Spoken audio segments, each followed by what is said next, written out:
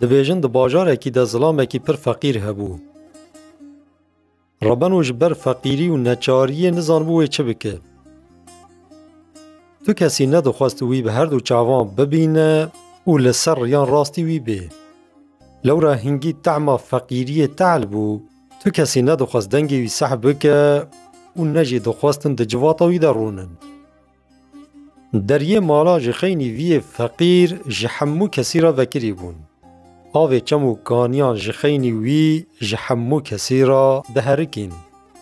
Ev mirovê feqîr bi sal û zemana di nav hemwelatiyên xwe de şepirze û evdal û belengaz mabû. Rojekî biryar da ku terka bajarê xwe bike û here bajarekî dûr. Ji xwe re digot, ev bajarê ku ez tê de tîn û birçî dimînim ji min re nabe welat. Ez ê herim ciyekî ku ez karibim zikê xwe yî birçî têr bikim. Rabû tenê bi serê xwe ket rê û çû here xurbetê. Tiştekî ku ji bîr bike û bi xwe re bibe nehat bîra wî, lewra tiştekî wî tune bû. Piştî çend rojan gihişt bajarekî biyanî û hingî westiyayî bû, xwest hinekî bîna xwe bide û pişt re hêtê keve nava bajêr. Di destpêka bajêr de, çawa ku li her deverî bûye edet, goristanek hebû. Miryê xwe di wir de vetşartin.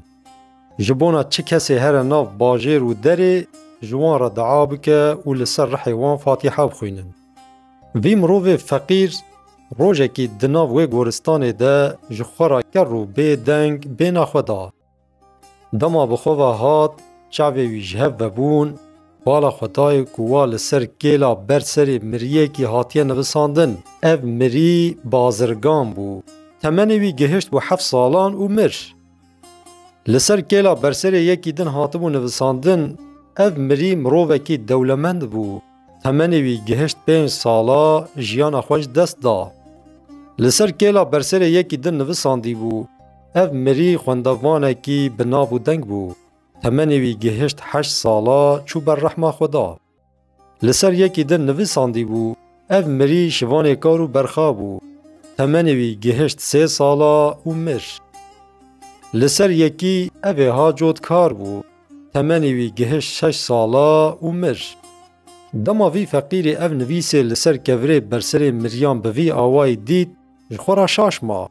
Got heyra ev çawa çê dibe? Yekî cotkar 6 salî dimre, yekî şivan 3 salî dimre û yekî bazirgan 7 salî dimre û her wiha. Pêşî got dibe ku xeletiyek di vir de hebe. Piştre got dibe ku ev der goristana zarokan be. Lê zarok û ev karê giran qet di berhev de naçin. Reban wê şêwî li hev ket û hezrekî meqûl jê re çê nebû. Hema ji wir rabû û çû here nava bajêr. Pêşî xwest ji xwe re karekî bibîne ji bo têrkirina zikê xwe bixebite.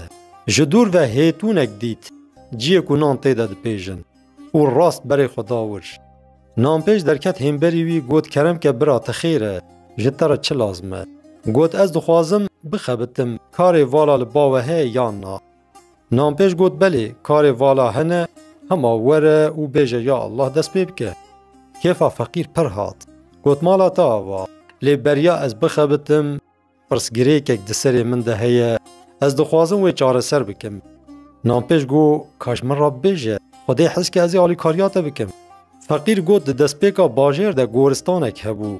Li ser kêla berserê wan 3 salî, 4, 5, 7 salî miryên xwedî mal û serwet û şivan û gavan hebûn.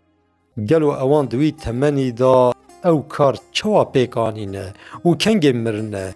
Yan bi xeletî hatine nivisandin, yan jî ew der goristana zarokan bû. Min tiştek jê fehm nekir. Tu ji min re vê yekê şîrove bikî, ez ê spasiya te bikim. Nanpêj beşişî û jê ra got, bi rastî ew der ne goristana zaroka ye û ew nivîsên li ser wan ne bi xeletî hatine nivisandin.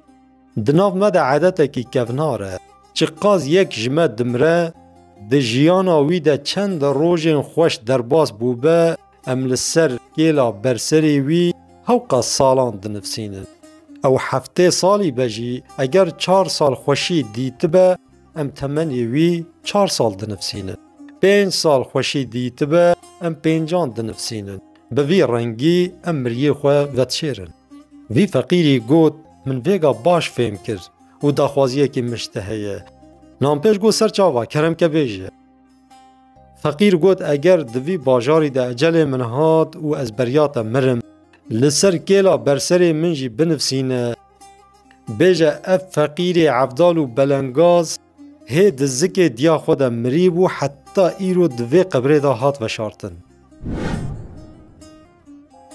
دما من اف چیرو گوت یکی کال جم من بو گوت ها اف قدر ما کردانه چه قاس توپ و اتفاق هنه تبل سر مد تقن حتی ویگا متر روژه خوش ندیتنه و ام هید زک دایکا خودم مریبون حتی نها مگوت چما وصاد بیجی کی آول برتا شولی کریه گوت دفجه برده تچیروکا خو بیجه و جا گلی برانا هکل گور عادت وی باجاری یکو جوا بی پرس کرن هون دخوازن پشتی مرنا و لسر کلا برسر و تمن و چقاس بین بساندن کاش کرما خورا بنفسینن.